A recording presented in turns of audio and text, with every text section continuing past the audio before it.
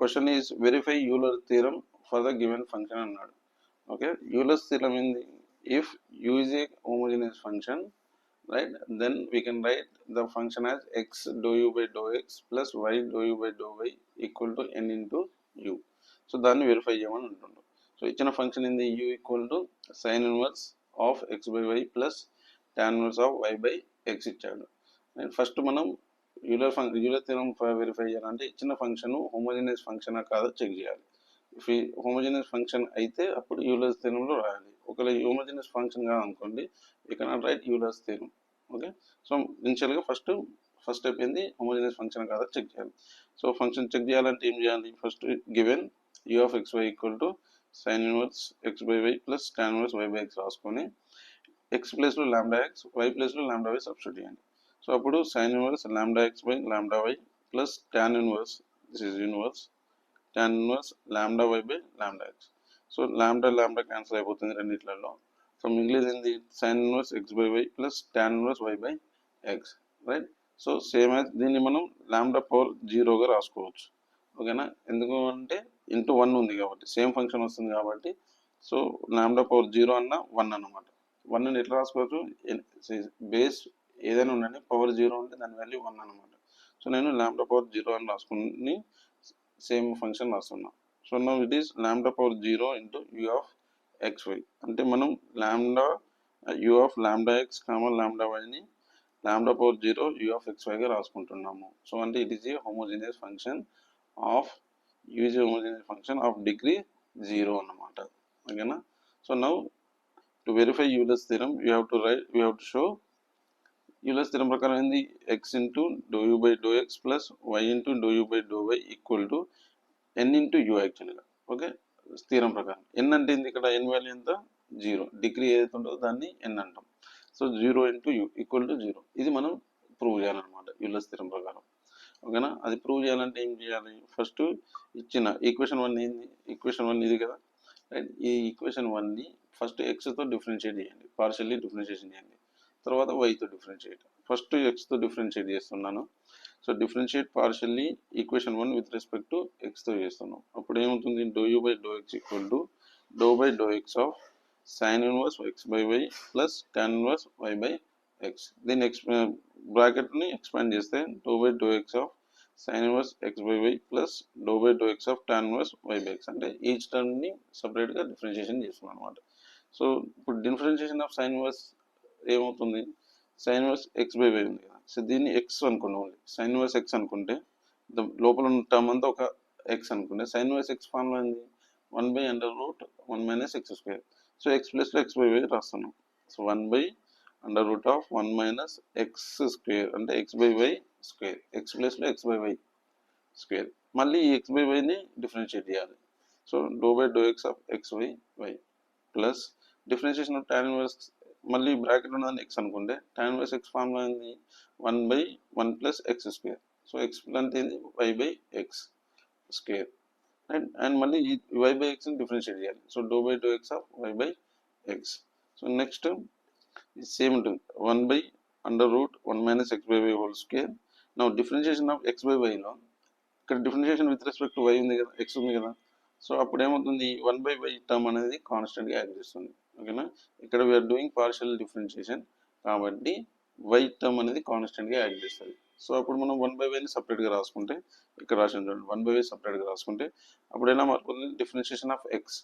Differentiation of X అంటే ఏంది? 1 కదా. సో ఇంటూ 1 ఏం రాలేదు ప్లస్ అట్లాగే ఇక్కడ డిఫరెన్షియేషన్ ఆఫ్ వై బై ఎక్స్లో వై కాన్స్టెంట్గా యాడ్ చేస్తుంది. And differentiation of 1/x formula ఏంది? -1/x square. సో అదే రాస్తున్నాం y into -1/x square. Okay, ఇప్పుడు multiply with x on both side. Right, దీన్ని మనకి x do u by do x కావాలి కాబట్టి multiply with x on both side చేస్తున్నాం. అప్పుడు ఇక్కడ x do u by do x equal to, right, ఇక్కడ x వస్తుంది, ఎక్స్తో మల్టిప్లై చేస్తే x by y √1 minus x by y whole square minus, ఇక్కడ ఆల్రెడీ ఎక్స్ స్క్వేర్ ఉంది, ఒక ఎక్స్ మల్టిప్లై చేసినానికి ఏమవుతుంది? ఒక ఎక్స్ ఇక్కడ ఎక్స్ క్యాన్సిల్ అయిపోతుంది. ఓకేనా, ఒక ఎక్స్ క్యాన్సిల్ -1/x మిగులుతుంది. సో అదే రాస్తాం -y/x into 1 + y/x whole square. So దీన్ని ఈక్వేషన్ నెంబర్ 2 అనుకోండి. ఓకే, ఇప్పుడు నెక్స్ట్ ఏం చేయాలి? Differentiate partial with respect to y చేయాలి. ఇప్పుడు ఎక్స్తో చేసాము, నెక్స్ట్ వైతో చేయాలి. అప్పుడు ఏమవుతుంది, దేన్ని ఈక్వేషన్ 1ని డిఫరెన్షియేట్ చేస్తున్నాం. ఈక్వేషన్ 1 అంటే ఏదైనా ఆల్రెడీ ఇంతకుముందు చెప్పాను కదా, u equal to sine inverse x by y plus tan inverse y by x అన్నమాట. దీన్ని విత్ రెస్పెక్ట్ టు వైతో డిఫరెన్షియేట్ చేస్తున్నాం, partial differentiate. So do u by do y equal to do by do y of sine inverse x by y plus tan inverse y by x. మళ్ళీ each టర్మ్ని సపరేట్గా differentiate చేస్తున్నాం. Okay, now ఇప్పుడు differentiation of sine inverse x ఏమవుతుంది, right? Sine inverse X వచ్చేసి 1/√1 minus x by y. Okay, ఇప్పుడు again x by వైని differentiate చేయాలి. So do by do y of x by y. No differentiation with respect to y కాబట్టి x అనేది కాన్స్టెంట్గా act చేస్తుంది. ఓకేనా, ఎక్స్ అనేది కాన్స్టెంట్గా యాక్ట్ చేస్తుంది. అప్పుడు డిఫరెన్షియేషన్ ఆఫ్ 1/y ఏమవుతుంది, -1/y² రాస్తున్నాం. Differentiation of 1/y -1/y². Okay, plus ఇక్కడ tan inverse y by x ఏమవుతుంది, tan inverse x 1/1 plus x² అంటే y by x whole square plus differentiation of y by x. దీన్ని మళ్ళీ differentiate చేయాలి. అప్పుడు ఏమవుతుంది, do by of y by x. Differentiation with respect to y కాబట్టి 1/x అనేది కాన్స్టెంట్గా యాక్ట్ చేస్తుంది. కాన్స్టెంట్గా యాక్ట్ చేస్తే దీన్ని 1/x ఇక్కడ రాసుకొని డిఫరెన్షియేషన్ ఆఫ్ వైగా మారిపోతుంది. సో డిఫరెన్షియేషన్ ఆఫ్ వై ఏమవుతుంది, డిఫరెన్షియేషన్ ఆఫ్ వై ఈజ్ 1 కాబట్టి సో ఇక్కడ మిగిలేదు ఏంది మనకు 1/∂u/∂y equal to 1/√1 minus x by y square into x. Differentiation of 1/y వచ్చేసి -1/y² ప్లస్ ఇక్కడ 1/x కాన్స్టెంట్ కాబట్టి 1/x into 1 plus y by x whole square into differentiation of y వచ్చేసి 1 అయిపోతుంది. నా ఇప్పుడు multiply with y on both side. అప్పుడు ఏమవుతుంది, y∂u/∂y equal to minus, ఇక్కడ మైనస్ ఉంది కదా, మైనస్ వైతో మల్టిప్లై చేస్తే ఏమవుతుంది, వై² ఉంది కదా, ఇక్కడ వై క్యాన్సిల్ అయిపోతుంది, ఒక వై క్యాన్సిల్ అయిపోతుంది, ఒక వై పోతుంది. So -x/y √1 minus x by y whole square plus ఇక్కడ వై ఉంటుంది y by x into 1 plus y by x whole square. Right, దీన్ని y∂u/∂y ఈక్వల్ టు క్యాన్సిల్ అయిపోతే ఏం మిగులుతుంది, -x/y √1 minus x by y whole square plus y by x into 1 plus y by x whole square. దీన్ని equation number 3 అనుకోండి. ఇప్పుడు equation 2ను 3ని add చేయాలి. యాడ్ 2 and 3 చేస్తే ఏమవుతుంది, లెఫ్ట్ సైడ్ టర్మ్స్ని ఒక చోట యాడ్ చేస్తున్నాం, రైట్ సైడ్ టర్మ్ని ఒక చోట యాడ్ చేయాలి. సో సెకండ్ ఈక్వేషన్లో x∂u/∂x ఉంది అండ్ థర్డ్ ఈక్వేషన్లో y∂u/∂y left side.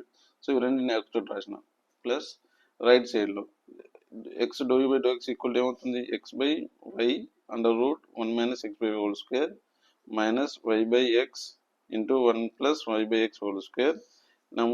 y∂u/∂yలో -x/y √1 minus x by whole square plus y by x into 1 plus y by x whole square. So ఇక్కడ ప్లస్ ఎక్స్ మైనస్ ఎక్స్ లా ఉంది, ఇవి రెండు same. 2 terms, ఈ term సేమే, ఒకటి ప్లస్ ఒకటి మైనస్ ఉంది కాబట్టి క్యాన్సిల్ అయిపోతుంది. ఇక్కడ కూడా ఉంది, ఈ టర్మ్ సేమే ఉంటాయి. రైట్, ఇది మైనస్ ఉంది, ప్లస్ ఉంది. రైట్, ఇవి రెండు క్యాన్సిల్ అయిపోతాయి. సో అన్ని క్యాన్సిల్ అయిపోతే మిగిలింది లాస్ట్లో 0. సో ఓవరాల్గా మనకి ఏమొస్తుంది, x∂u/∂x plus y∂u/∂y equal to 0. ఏదైతే మనం ప్రూవ్ చేయాలో అదే ఇప్పుడు ప్రూవ్ చేసాం అనమాట. Hence Euler theorem is satisfied.